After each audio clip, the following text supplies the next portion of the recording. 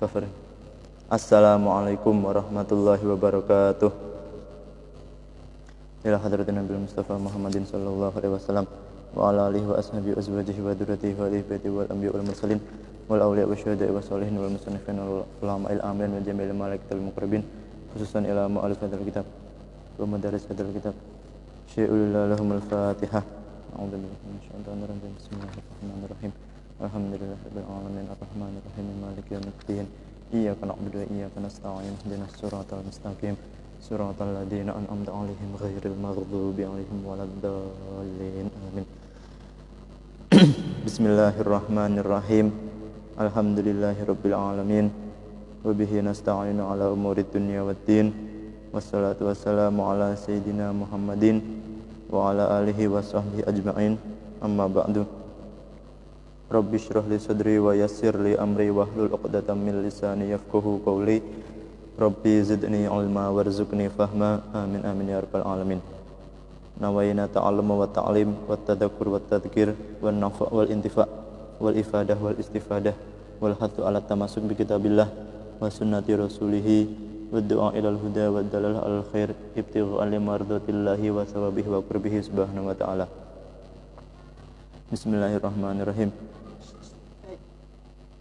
Qala Syekhul Musannifu rahimahullahu ta'ala wa nafa'ana bihi wa bi ulmi fid dharain amin. Qala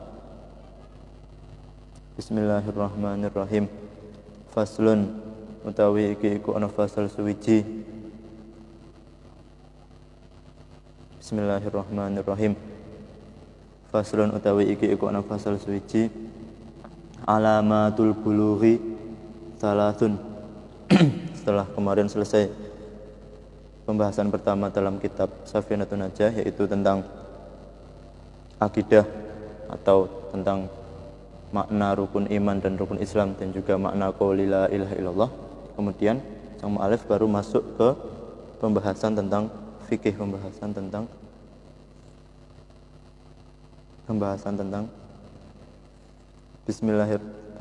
fikih. Bismillahirrahmanirrahim. Alamatul bulughi utawi pira-pira tandane baligh.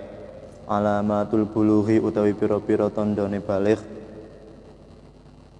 Alamatul bulughi utawi pira-pira tandane utawa tetengere tanda-tandanya seseorang dikatakan baligh iku salasun ana telu. Alamatul bulughi utawi pira-pira tandane baligh seseorang dikatakan sudah baligh ketika memiliki 3 tanda di bawah ini. Kenapa kok sebelum masuk ke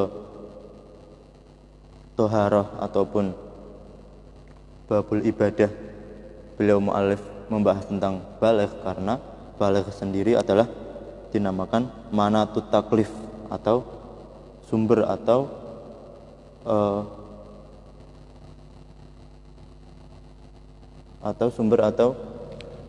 konsekuensi dari seseorang bisa dibebani untuk melakukan ibadah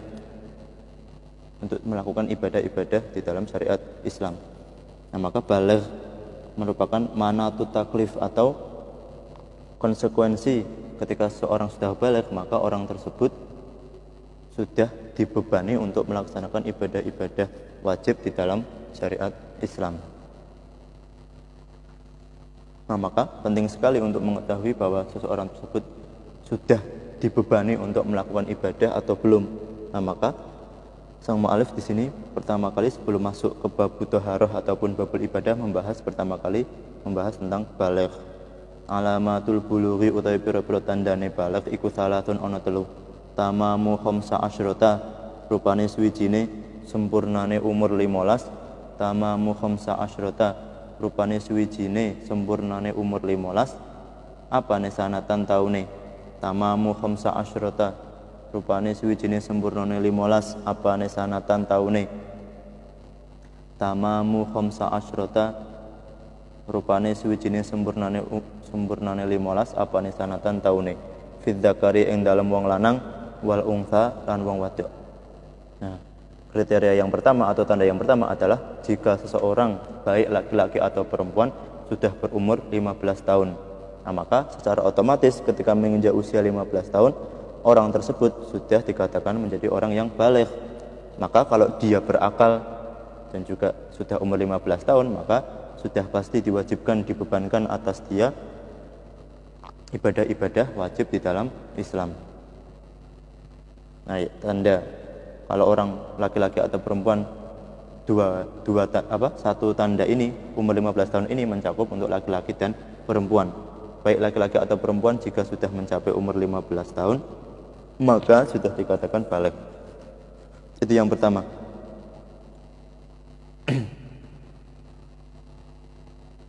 Tamamu khamsa asyrata rupane suwijine sempurnane 15 apane sanatan taune fi dzakari ing dalem wong lanang wal unsa lan wong wadon wal ihtilamu lan ngimpi metu mani ihtilam wal ihtilamu lan ngimpi metu mani wal ihtilamu lan ngimpi metu mani, atau kalau bisa juga kita sebut mimpi basah, wal ihtilamu lan ngimpi metu mani fi dzakari ing dalem wong lanang wal unsa lan wong wadon fi dzakari ing dalem wong lanang wal unsa lan wong wadon.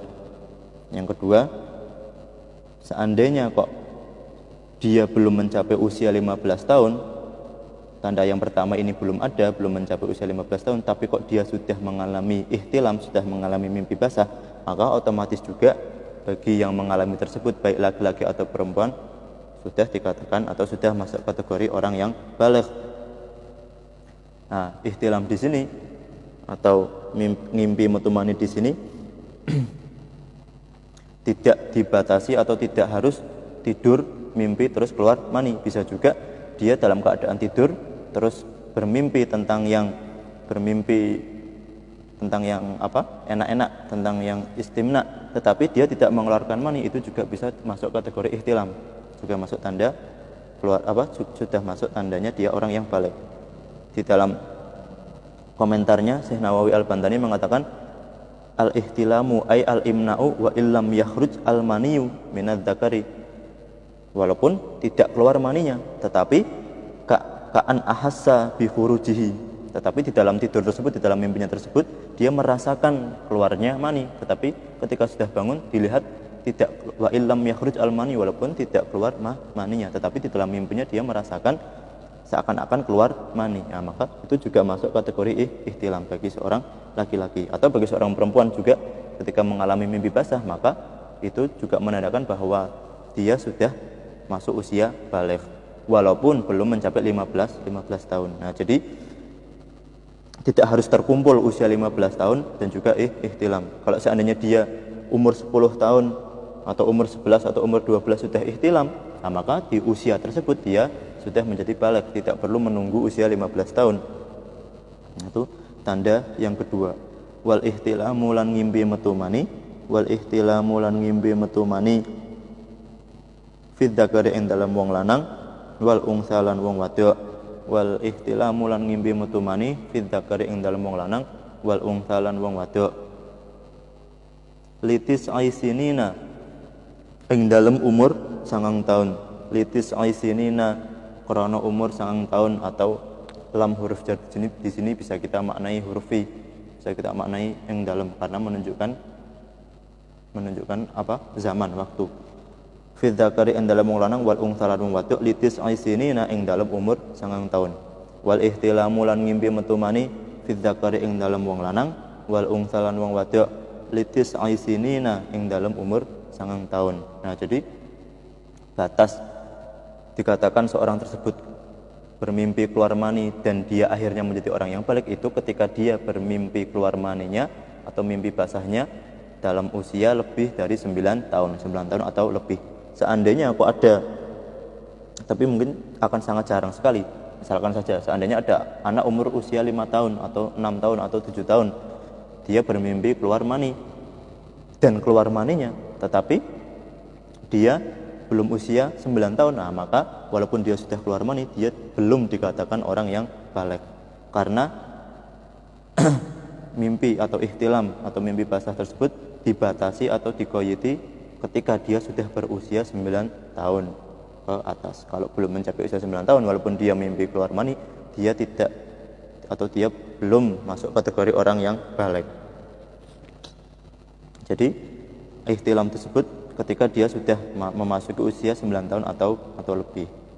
Nah, dan juga masuk kategori ihtilam juga ketika keluar maninya secara paksaan atau tidak lewat mimpi basah. Naudzubillah, misalkan kita melakukan onani atau hal-hal yang tidak baik lainnya sehingga keluar maninya. Nah, ketika dia sudah lebih dari 9 tahun, nah maka otomatis dia sudah masuk kategori balik. Nah, jadi tolak ukurnya adalah usia 9 tahun. Wal ihtilamu lan ngimpi metu mani, wal ihtilamu lan ngimpi metu mani fi dzakari ing dalem wong lanang, wal unsa lan wong wadok litis aisinina ing dalem umur 9 tahun. Jadi batasannya adalah usia 9 tahun. Kalau belum usia 9 tahun tapi sudah keluar mani, maka tidak masuk kategori balik, maka dia belum dikatakan balik. Dan ihtilam tersebut tidak terbatas pada mimpi basah saja. Bisa juga ketika dia istimna onani atau dan yang lain sebagainya sehingga keluar maninya, maka kalau dia sudah mencapai usia 9 tahun maka dia sudah masuk kategori balik. Nah,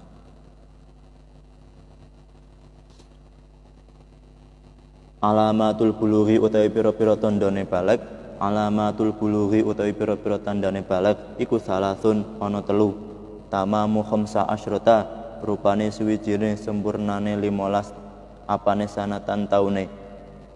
Tamamu khamsa asyrata, rupane suwijine sempurnane 15 apane sanatan taune. Fid dzakari ing dalem wong lanang, wal unsa lan wong wadon. Wal ihtilamu lan ngimpi metu mani, wal ihtilamu lan ngimpi metu mani fid dzakari ing dalem wong lanang, wal unsa lan wong wadok litis aisinina ing dalem umur 9 tahun. Litis aisinina ing dalem umur 9 tahun. Nah, 2 tanda tadi mencakup laki-laki dan perempuan. Yang ketiga, wal haidulan haid, wal haidulan haid fil unsa ing dalem wong wadok. Wal haidulan haid fil unsa ing dalem wong wadok litis aisinina ing dalem umur 9 tahun. Wal haidulan haid fil unsa ing dalem wong wadon litis aisinina ing dalem umur 9 tahun. Tanda yang ketiga itu hanya untuk perempuan saja. Ketika seorang perempuan keluar darah haidnya dan usianya sudah memasuki 9 tahun lebih, maka dia masuk kategori orang yang baligh. Maka dia sudah bisa kita katakan orang yang baligh kalau dia sudah keluar darah haid dan usianya sudah 9 tahun. Nah, jadi 3 tanda ini, yang 2 mencakup laki-laki dan perempuan, yaitu usia 15 tahun dan juga ihtilam mimpi basah, itu mencakup laki-laki dan perempuan. Sedangkan tanda yang ketiga, haid, itu hanya untuk perempuan. Dan juga tidak perlu menunggu usia 15 tahun seorang tersebut dikatakan baligh. Kalau seandainya usia 9 tahun dia sudah ihtilam atau sudah keluar darah haid, maka otomatis itu juga sudah masuk usia baligh. Dia sudah dikatakan baligh. Nah, seperti yang sudah dibahas pertama kali tadi di awal, bahwa baligh di sini adalah sebagai konsekuensi seseorang sudah bisa dibebani untuk melaksanakan ibadah-ibadah yang wajib atau perkara-perkara yang wajib dalam syariat Islam. Banyak sekali hal-hal yang bergantung pada kebalikan seseorang. Misalkan dalam jual beli, dalam persaksian, dalam ibadah, itu semuanya ditangguhkan sampai orang tersebut baligh. Nah, maka sangat penting sekali di dalam syariat Islam untuk membahas tanda-tanda baligh, karena agar kita tahu bahwa kita atau orang tersebut sudah bisa dibebani dalam melaksanakan hal-hal yang wajib atau ibadah-ibadah yang wajib di dalam syariat Islam. Dikatakan li'annal bulugha manatut taklifi, bahwa baligh adalah sumber atau awal kali muncul konsekuensi untuk dibebani.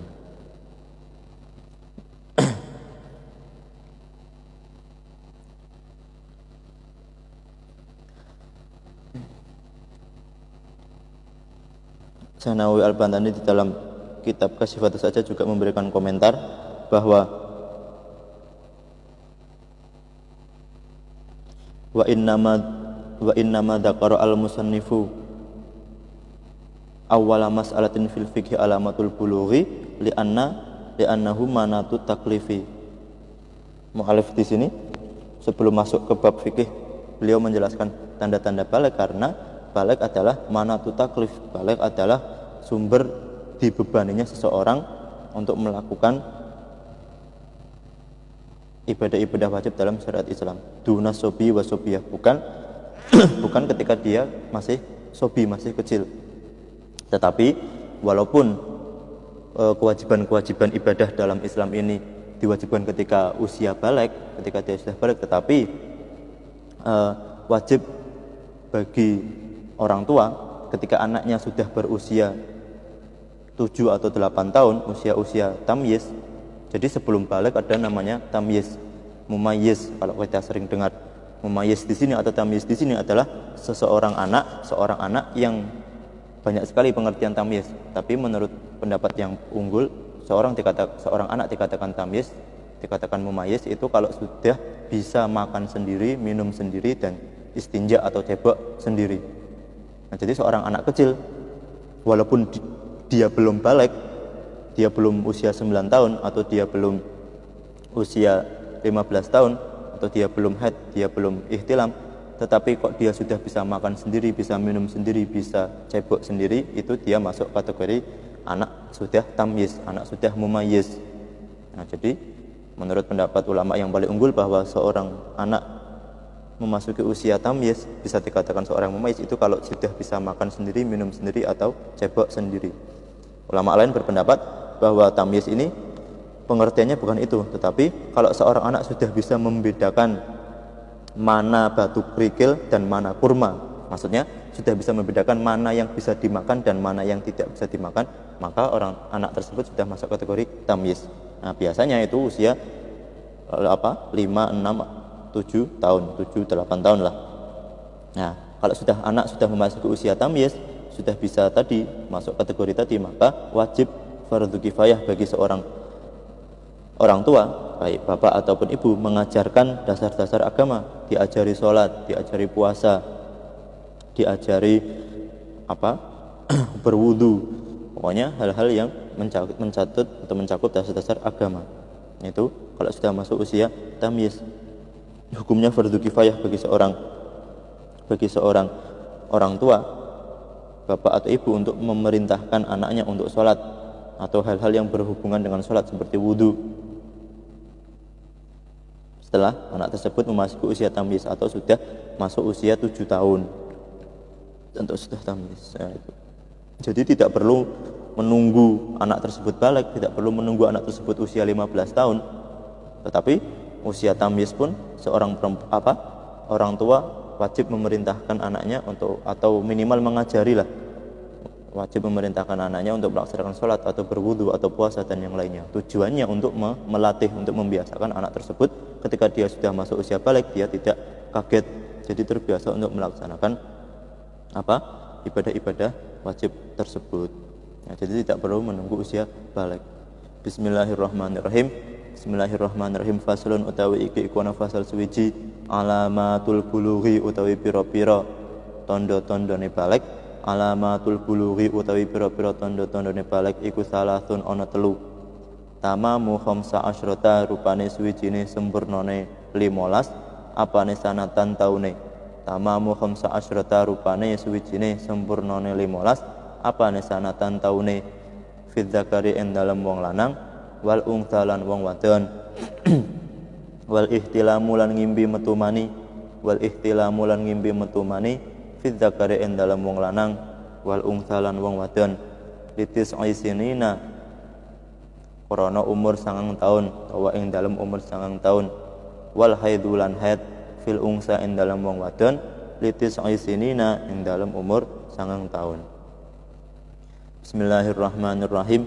Bismillahirrahmanirrahim. Faslun utawi iki iku fasal suwiji syurutu idza'il hajari. Nah, selanjutnya yang akan kita bahas adalah babul istinja.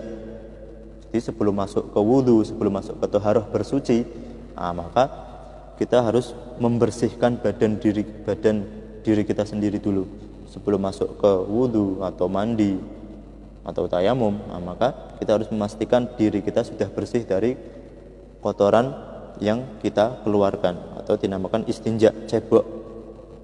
Nah, tata cara cebok di dalam Islam itu ada 3. Yang paling baik, yang paling bagus adalah al-jam'u bainal hajari wal ma'i, dengan mengumpulkan cebok dengan batu dan air.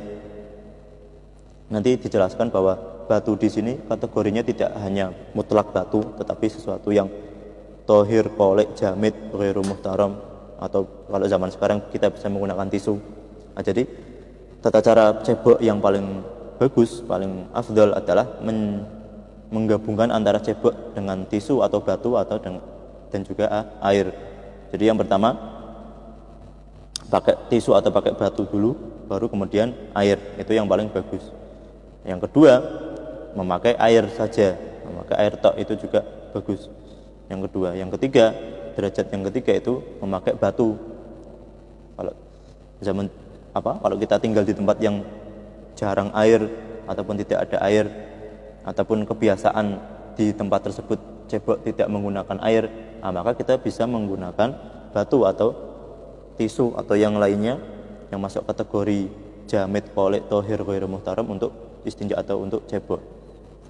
Nah, kalau seandainya tidak menggunakan air, yaitu dengan menggunakan batu, maka syarat-syarat cebok dengan batu ada 8. Syurutu idza'il hajari utawi pira-pira syarat nyukupi cewek nganggo watu.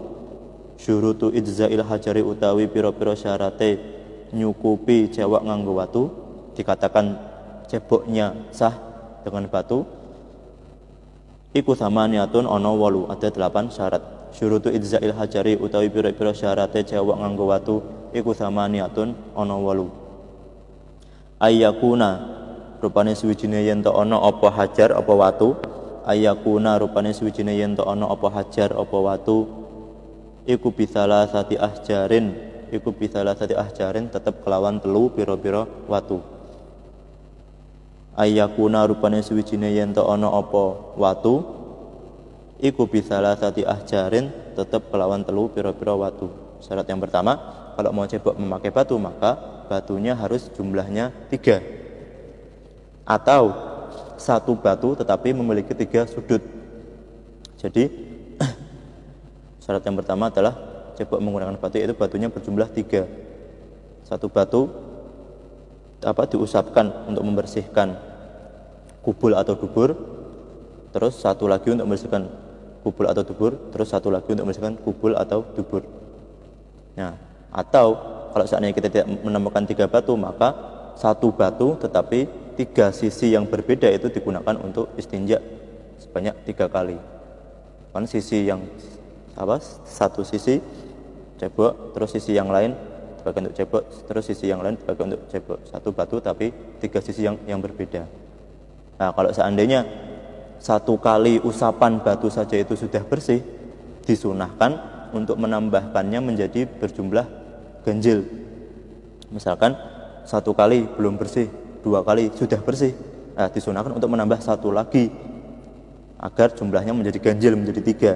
Itu termasuk sunnahnya istinja. Atau 1 batu sudah bersih, maka disunahkan menambahkan 2 batu agar jumlahnya menjadi ganjil 3. Itu termasuk sunnahnya istinja. Wa ayyunaqqa, syarat yang kedua, syarat yang pertama adalah menggunakan 3 batu atau 1 batu tetapi 3 sudut yang berbeda.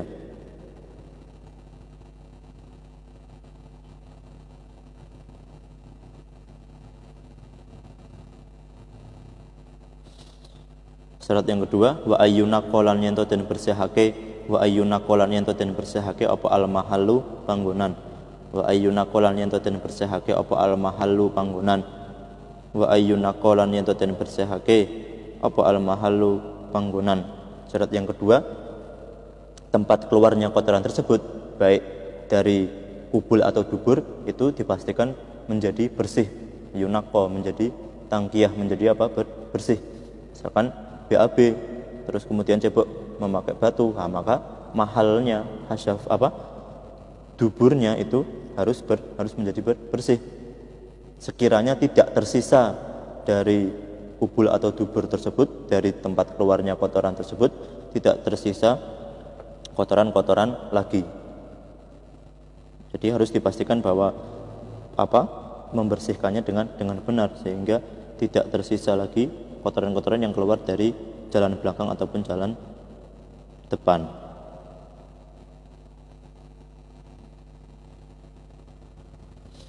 Wa ayuna qolan yen den bersihake apa al mahalu panggonan wa alla yajifa lan yen ora garing wa alla yajifa lan yen ora garing apa an-najsu najis wa alla yajifa lan yen ora garing apa an-najsu najis wa alla yajifa lan yen ora garing apa an-najsu najis. Syarat yang selanjutnya untuk agar sah cebok menggunakan batu, istinja menggunakan batu, yaitu najis yang keluar dari kubul ataupun dubur itu tidak kering. Maksudnya ketika kamu sudah selesai kencing ataupun BAB, maka langsung diceboki. Seandainya kamu menunggu atau ngalamun dulu atau menunggu lama dan akhirnya kotoran tersebut menjadi kering, maka itu sudah tidak boleh kamu cebok memakai batu atau tisu. Maka harus ta'ayyan bilma, harus menggunakan air. Maka hati-hati, najis yang keluar dari kubul ataupun dubur itu tidak boleh sampai kering, karena kalau sampai kering maka sudah tidak boleh istinja memakai batu, harus menggunakan air. Wala yang takilalan yento ora ngalih yento ora pindah, wala yang takilalan yento ora ngalih utawa pindah apa najis. Syarat yang selanjutnya yaitu najis tersebut yang keluar dari jalan depan ataupun jalan belakang itu tidak berpindah. Maksudnya apa? Maksudnya misalkan kencing, maka air kencing tersebut atau sisa dari kencing tersebut itu tidak berpindah misalkan ke atasnya hasyafah ataupun ke khungsayain. Maka kalau sudah berpindah sampai pindah tempat tersebut, maka sudah tidak bisa kamu bersihkan memakai batu, tidak bisa kamu coba memakai batu. Jadi diusahakan kalau buang kotoran, baik buang air besar ataupun buang air kecil, itu tidak nyiprat, tidak, sehingga najisnya tidak berpindah-pindah, kotorannya tidak berpindah-pindah. Karena kalau sudah pindah maka kamu sudah tidak bisa cebok memakai batu. Wala yatro alan yento ora anyar teko, wala yatro alan yento ora anyar teko alaihi ing atase najis apa akharu najis kang weneh. Wala yatro alan yento ora anyar teko, wala yatro alan yento ora anyar teko alaihi ing atase najis apa akharu najis kang weneh. Wala yatro alan yento ora anyar teko, tidak datang atau tidak ada alaihi ing atase najis apa akharu najis kang weneh, tidak terkena najis lagi apa yang sudah kamu keluarkan. Misalkan kamu di pinggir jalan kencing bareng sesama lelaki, sama-sama berdiri atau jongkok, lah kencingnya temanmu tersebut yang di sebelahmu kok nyiprat ke hasyafahmu, nyiprat ke tempat keluarnya air kencingmu, maka itu ada najis lain yang datang kepada najis yang kamu keluarkan. Kalau seperti itu maka kamu sudah tidak bisa cebok memakai batu. Atau misalkan kamu kencing sendiri, lagi kencing, tiba-tiba kok karena kamu kencingnya di tengah jalan, di lapangan misalkan, tiba-tiba kamu kejatuhan kotoran burung, najis yang lain. Maka kalau seandainya datang najis yang lain mendatangi tempat najis yang kamu keluarkan atau jalan kencingmu, maka itu kamu sudah tidak bisa cebok menggunakan batu lagi, karena ada najis lain yang datang. Maksudnya seperti itu. Jadi diusahakan jalan depan atau jalan belakangmu yang akan kamu bersihkan tersebut, yang akan kamu cebok tersebut, itu tidak terkena najis yang lain. Wala yatro alan yento ora anyar teko alaihi ing atase najis apa akharu najis kang weneh. Wala yujawiza lan yento orang lewati apa najis, wala yujawiza lan yento orang lewati apa najis, wala yujawiza lan yento orang lewati apa najis yang keluar, maksudnya air kencing ataupun BAB, sofhatahu ing bokonge wong. Wala yujawiza lan yento orang lewati apa najis, sofhatahu ing bokonge wong, wa hasyafatahu lan ing hasyafahe wong. Wala yujawiza lan yen orang lewati apa najis sofhatahu ing bokonge wong wa hasyafatahu lan ing hasyafahe wong. Syarat selanjutnya yaitu kalau kamu ingin istinja menggunakan batu atau tisu atau yang lainnya selain air, maka disyaratkan najis yang keluar baik kencing ataupun kotoran belakang itu tidak melewati pantat dan hasyafah. Kalau kotoran belakang itu harus tidak boleh sampai ke pantat. Jadi misalkan kamu BAB-nya kok rada mencret atau gimana sehingga kotorannya tersebut sampai ke pantat, sampai ke bokong, sofah ini bokong sampai melebar ke sana, maka itu kamu sudah tidak bisa cebok menggunakan batu, wajib menggunakan air. Atau misalkan kencing, kalau kencing maka air kencingnya tidak boleh sampai ke hasyafah, tidak boleh sampai ke helmnya. Itu kalau sampai ke helmnya, sampai ke hasyafahnya, maka sudah tidak boleh diceboki menggunakan batu, tapi harus menggunakan air.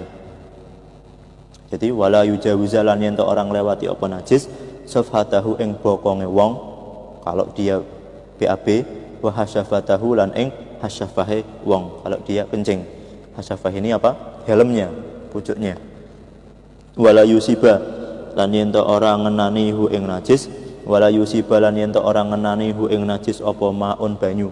Wala yusiba lan yen orang ngenani hu ing najis, wala yusibalan yen orang ngenani hu ing najis apa maun banyu. Wala yusibalan yen orang ngenani hu ing najis apa maun banyu. Syarat yang selanjutnya adalah najis yang setelah kamu keluarkan tersebut dari jalan depan ataupun jalan belakang itu tidak boleh terkena air. Jadi maksudnya terkena air yang sedikit. Jadi kalau sudah kecipratan air, misalkan seperti di toilet zaman sekarang, itu kan ceboknya memakai tisu, tetapi ada penyemprot atau flush apa itu namanya itu kan ada airnya. Nah kalau seandainya kamu BAB di tempat tersebut, BAB duduk, terus kamu pencet flashnya untuk membuang air, kok ada air yang nyiprat ke dubur kamu mengenai najis yang belum kamu bersihkan dengan tisu tersebut, maka tidak cukup kamu cebok menggunakan tisu karena sudah ada air. Lah adapun air yang sedikit tersebut yang terdapat di najis yang kamu keluarkan baik dubur ataupun kubul, itu air tersebut menjadi air mutanajis, airnya menjadi air yang najis. Air yang najis tidak bisa membersihkan najis. Nah, maka perlu hati-hati.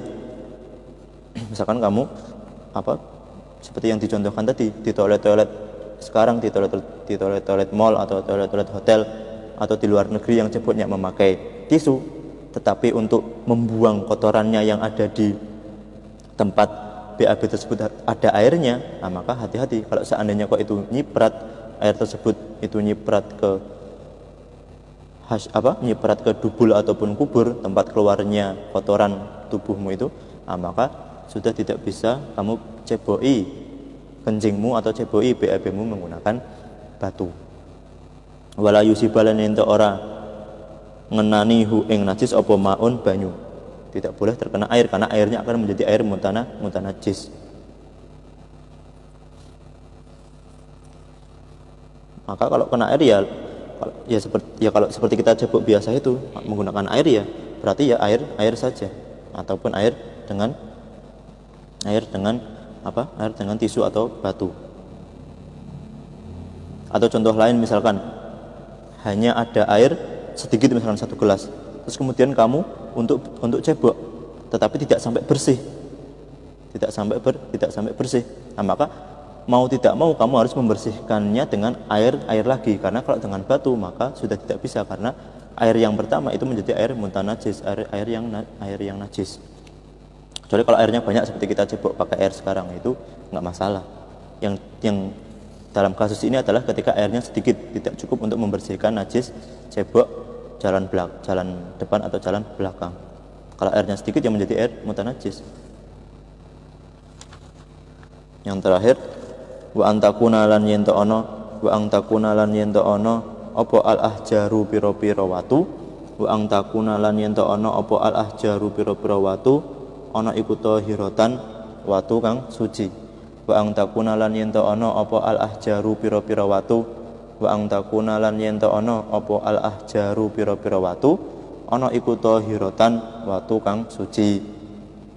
Syarat yang terakhir dalam cebok istinja menggunakan batu, yaitu batunya harus batu yang suci, bukan batu yang sudah terkena najis atau batu yang mustakmal, sudah pernah dipakai untuk membersihkan atau untuk cebok orang lain atau untuk membersihkan najis yang lain.